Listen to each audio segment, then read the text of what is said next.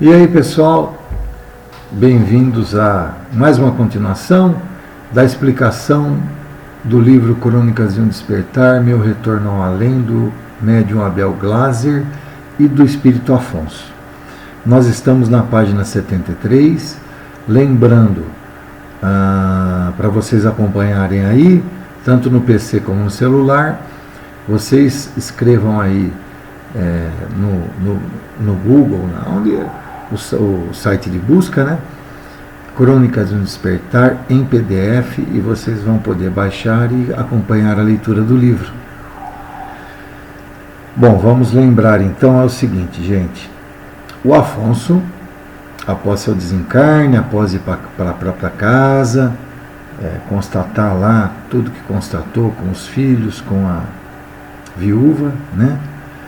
Ele acabou caminhando, acompanhando o filho dele mais novo, indo a um centro espírita. E ele está em plena reunião mediúnica, só que,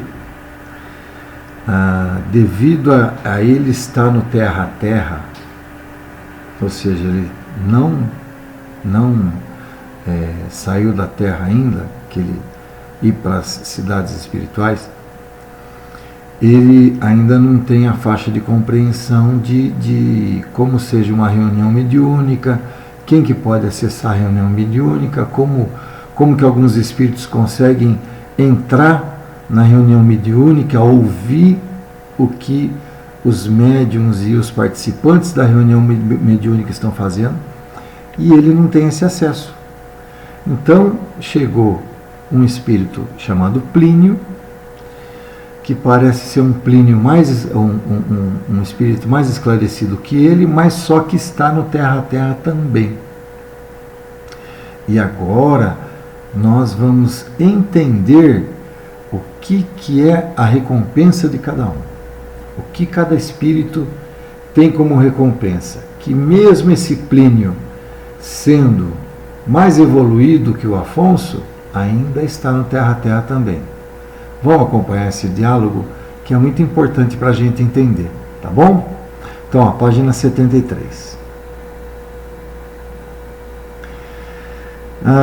Plínio fala para Afonso, né? Entretanto, Afonso, há aqueles que seguem para as cidades de luz. O Afonso pergunta: você quer dizer que cada um vai para um lugar diferente? E enquanto fiquei injustamente detido junto ao meu cadáver por anos a fio, outros vão a lugares piores e alguns seguem para cidades iluminadas? Você não está exagerando? Então ele questiona, né? Como é que uns vão para a cidade de luz, eu fiquei acompanhando o meu cadáver, outros vão para lugares piores do que eu fiquei ainda, que são as trevas, e outros seguem para cidades iluminadas? Você não está exagerando? Você não está errado? Ele questiona. Estou dizendo a verdade. Mas se você sabe tanto assim, por que você está aqui ainda? Por que não foi para essa tal cidade? Não é bem assim, Afonso. Nossa vontade é limitada. São eles que dizem para onde nós podemos seguir. Olhando Plínio para dentro da casa. Eles quem? Não entendo. Você não viu que há espíritos que conseguem penetrar nessa reunião onde seu filho está? Sim, e daí? Pois são eles que ditam para onde podemos ir.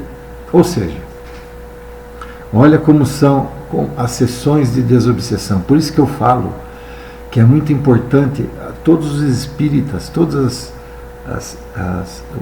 espíritas, todas as pessoas religiosas tinham que presenciar, assistir uma sessão mediúnica, uma sessão de desobsessão. Quando nós estamos nessas reuniões, os encarnados, nós somos protegidos por uma redoma de vidro. Essa redoma só permite espíritos de luz entrarem.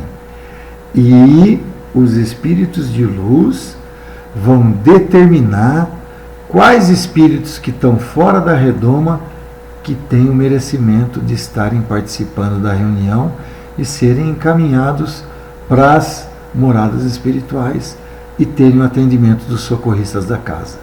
Vocês veem como é um negócio complexo. Então, numa pessoa não basta o espírito entender que eles estão vendo uma reunião mediúnica, que eles querem entrar. Não basta isso o espírito querer.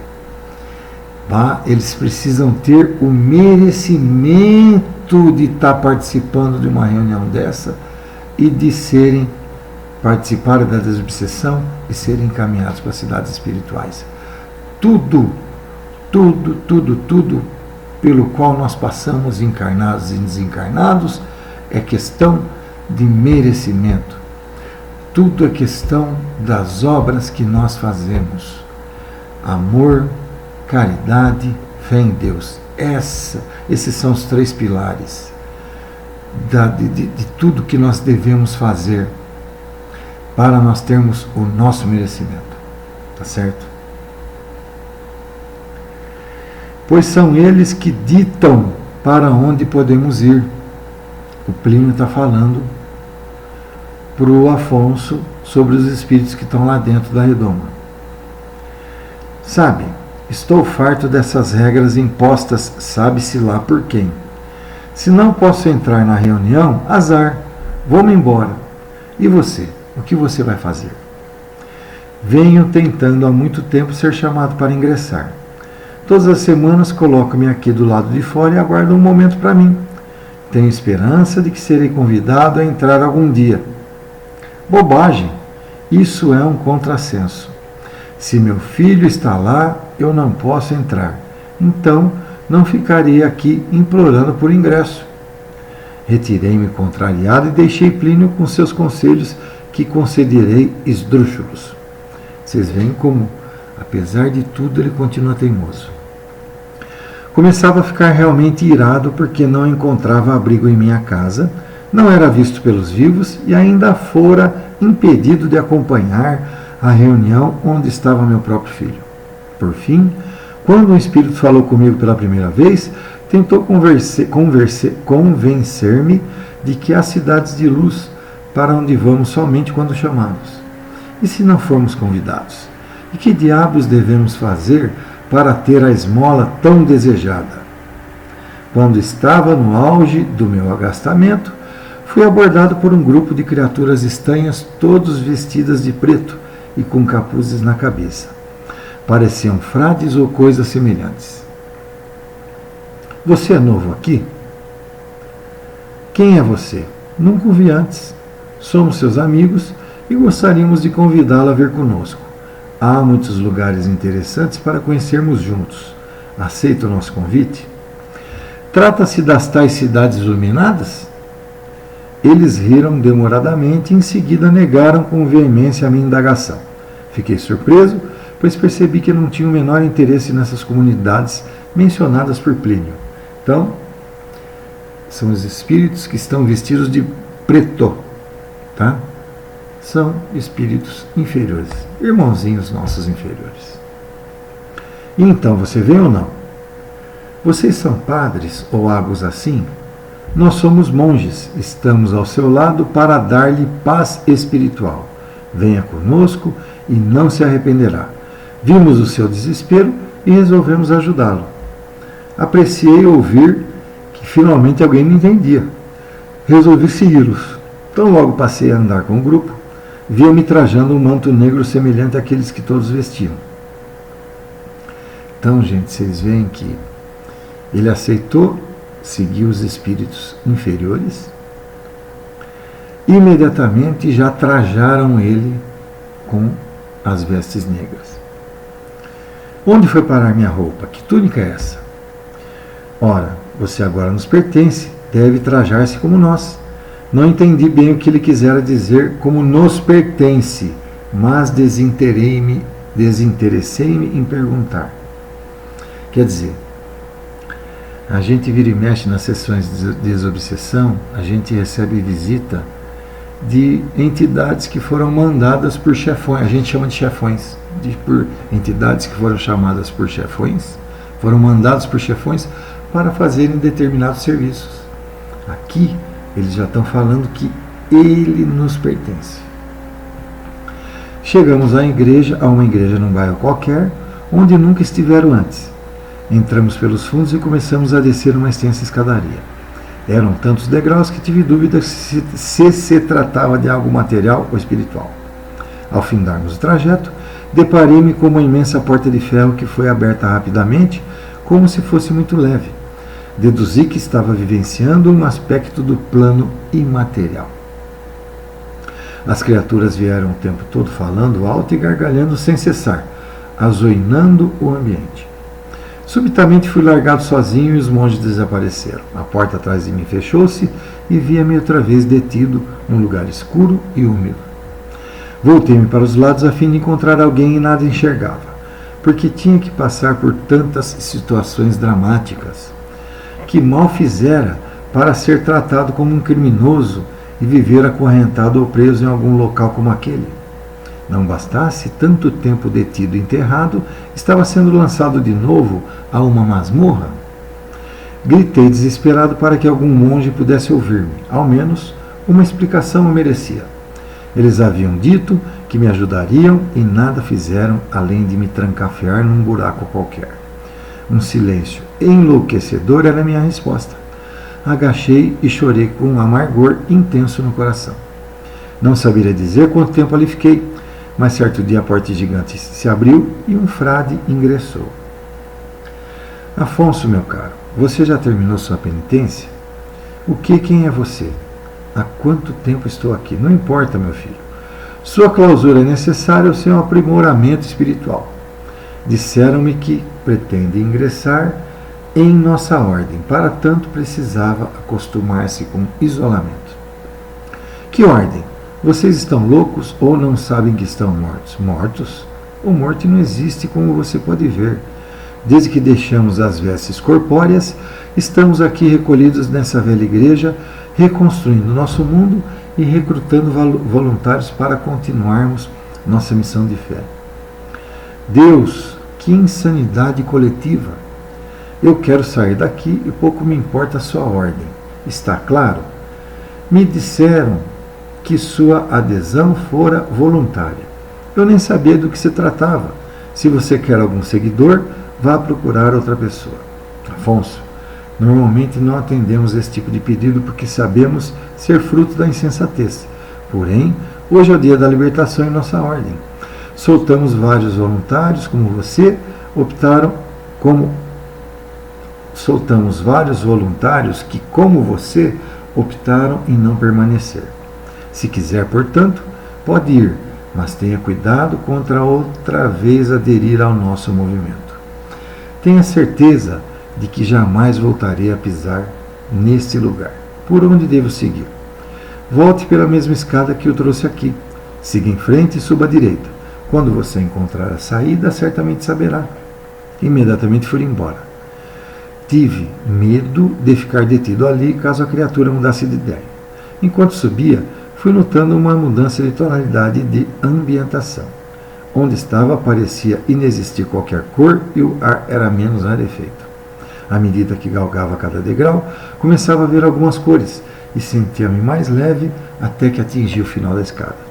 Buscando reconhecer o local onde me encontrava, olhei para todos os lados. Percebi a existência de um longo balcão de madeira nobre escuro, além de vários armários espalhados contendo grandes gavetas.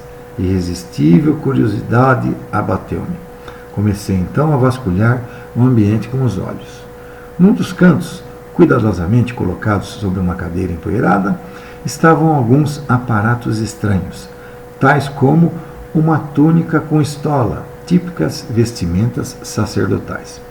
Ao lado, encontrei outros utensílios semelhantes: alva, amito, símbolo e casula. Não havia qualquer dúvida. Estava no interior de uma sacristia. Bom, só recordando. Eles entraram numa igreja, desceram uma escadaria, que ele falou que era um ambiente bem escuro, né? Entrou nesse ambiente escuro, os seguidores, as pessoas que ele seguiu, desapareceram e ele ficou enclausurado não sabe quanto tempo.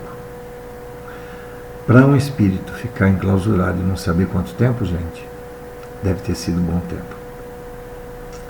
Aí, ele foi solto. Você percebe que ele descreve que a cada degrau que ele subia, o ambiente começava a tomar uma tonalidade mais clara, mais branda, ficava mais claro, e as cores começaram a aparecer. Então, você vê que ele estava realmente num ambiente mais pesado. Então eu estava no interior de uma sacristia. Que azar, pensei. Acabara de sair de uma prisão no subterrâneo da igreja e quando voltei à superfície, terminei confinado num quarto pouco arejado que me deixava agoniado. Preparava-me para sair dali quando algumas entidades entraram e, sem nem mesmo reparar na minha presença, começaram a vestir roupas de sacerdote semelhantes àquelas que estavam sobre a cadeira. Em seguida, entrou um padre que foi direto em um guarda-roupa situado próximo ao balcão. De lá retirou algumas capas pluviais ricamente ornadas e normalmente utilizadas em casamentos ou outras cerimônias especiais. Acomodando-as num dos braços com certa dificuldade, tomou na outra mão uma caixa de tamanho médio contendo um cálice de metal dourado, a pátena, uma pala, um véu e vários missais. Os espíritos que haviam ingressado no recinto anteriormente ficaram alvoroçados e comentavam um com o outro a felicidade que sentiam de estarem de volta à casa que durante longos anos os abrigou. Logo após, saíram apressados atrás do padre, como se fossem auxiliá-lo na celebração de algum culto. Mesmo intrigado, deduzi que se tratava de sacerdotes desencarnados que ali estavam confinados, recusando-se a deixar a igreja, que durante longo período serviu-lhes de templo. Como era estranho esse apego exagerado à religião. Será que todos os cultos tinham seguidores tão obcecados que ainda após a morte continuavam atrás das mesmas situações que anteriormente vivenciaram? Percebi, no entanto, que comigo não fora e não estava sendo diferente. Calei-me e deixei minhas divagações de lado. Então, você viu que ele notou que chegaram pessoas simpáticas à causa, que lamentaram, né? Acabaram lamentando que bom que estavam em um lugar que eles tinham frequentado muito tempo. E um sacerdote se vestiu com as vestes sacerdotais e saíram dali. Minha intenção era sair dali, mas as entidades que haviam deixado a sacristia voltaram apressadas. Resolvi esperar mais um pouco, já que elas não ligavam para a minha presença. Segundo depois, voltou o mesmo padre que estivera ali e carregou para fora mais alguns aparatos, tais como hóstias, âmbulas, galhetas, castiçais e ostensórios. Novamente os espíritos o seguiram de perto. Gente, esses nomes, né, que ele está falando, hóstias, âmbulas, galhetas, castiçais, ostensórios, são todos utilizados na religião católica, tá? Por isso eles estão dentro de uma igreja. Novamente os espíritos o seguiram de perto. Era impressionante, mas onde eu encarnado estavam também as criaturas desencarnadas, que demonstravam estar contrariadas com o fato de terem deixado o mundo dos vivos, tal como eu, quando ainda enterrado no cemitério junto ao meu corpo. Tive pena daqueles seres, porém não me atrevi a falar com eles. Uma angústia esquisita tomou conta de mim e deixei a igreja celeramente, buscando afastar-me daquele local quanto antes. Notei então que o manto que vestia estava comburido e embaixo dele outra vez ia surgindo a minha roupa anterior. O mesmo pijama que usava quando morri naquela manhã em minha casa. Parecia estar parado no tempo e até a vestimenta simbolizava isso. Gente, ele está tanto no terra a terra que o corpo perispiritual dele continua vestindo, que ele está falando aqui, o pijama de quando ele desencarnou. Se você pegar o primeiro vídeo, quando ele desencarna, ele está dormindo. Logicamente ele está de pijama. E aqui agora, depois de tantos anos, ele continua com o mesmo pijama. Isso é o corpo perispiritual que demonstra aquilo, a elevação moral dele, a elevação espiritual dele. O corpo perispiritual, à medida que você se depura, você tenta vestir vestes brancas. É via de regra, não necessariamente. Tem pessoas que se vestem com outras cores amenas também. Mas as vestes brancas são as que mais simbolizam a pureza, a paz, né? Então, por isso, a cor branca. Então, ele mesmo fala, parecia estar parado no tempo e até a vestimenta simbolizava isso. Retomei o curso da minha casa. Chegando, fui direto ao quarto de Pedro a fim de aguardá-lo. Quando ele dormisse, poderia conversar novamente. Dessa vez eu teria muitas coisas a dizer-lhe. Não o encontrei e já não sabia quanto tempo tinha ficado prisioneiro daqueles monges alienados. Estava decidido a esperar o tempo que fosse preciso e visava acomodar-me na cadeira do canto do quarto quando reparei que a decoração havia mudado. Não existia mais aquele móvel onde me sentara antes e nem mesmo a cama estava no mesmo local. Tudo parecia estranhamente diferente. De repente invadiu o quarto uma garotinha de 6 ou 7 anos e, pegando sua boneca, que estava largada em cima da cama, saiu novamente. Quem seria aquela menina? Fui atrás e, à medida que andava pela casa, encontrava tudo alterado. A mobília era diversa e até alguns estranhos espíritos circulavam por ali. A casa com certeza era aquela. A única explicação que me soou razoável era a mudança da minha família para outro lugar. Mas como faria para achá-los? Malventuroso dia foi aquele que resolvi seguir Pedro até a reunião. A partir dali, passei por uma série de problemas e sofrimentos dos quais poderia ficar livre. Muito bem, gente. Nós estamos na página 80. Então, ele retornou à casa dele e agora começa a estranhar todos os móveis, até quem que frequenta a casa. E ele deduz que a família dele mudou da residência.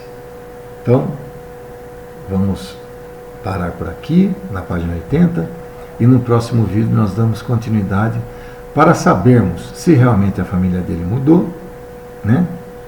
Ou se são só uma nova neta, enfim, nós vamos saber no próximo vídeo, tá bom? Um abraço a todos.